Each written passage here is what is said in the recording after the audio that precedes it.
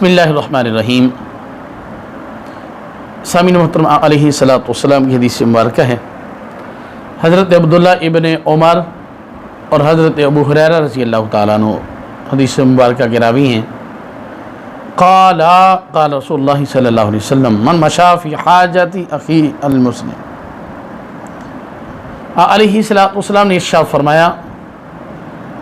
جب کوئی مسلمان اپنے مسلمان بھائی کی کسی حاجت کے لیے چلتا ہے حتی یتمھا لہ اذلہ اللہ، فرمایا وہ چلتا ہے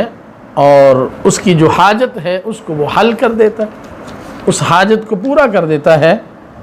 تو علیہ الصلوۃ والسلام نے ارشاد فرمایا اللہ اس پر 5000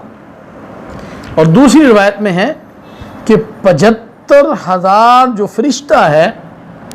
یدعون ویصلون علیہ، اس کے لیے دعا کرتا ہے، اس کے لیے دعا کرتا ہے کہ یا رب العالمین اس کی مغفرت فرما دے،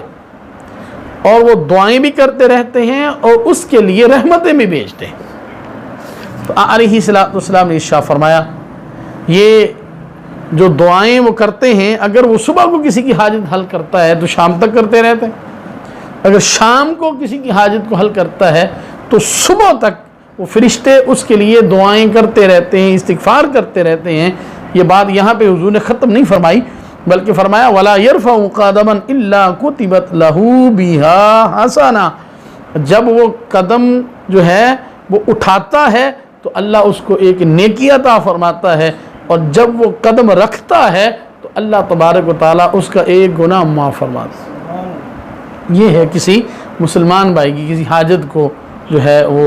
پورا کرنا، اس کی مشکل حل کر دینا اور اس کی مشکل میں کام آنا۔ اللہ تبارک و تعالیٰ ہمیں حضور علیہ الصلوۃ والسلام کی اس حدیث مبارکہ پہ عمل کرنے کی توفیق عطا فرمائے۔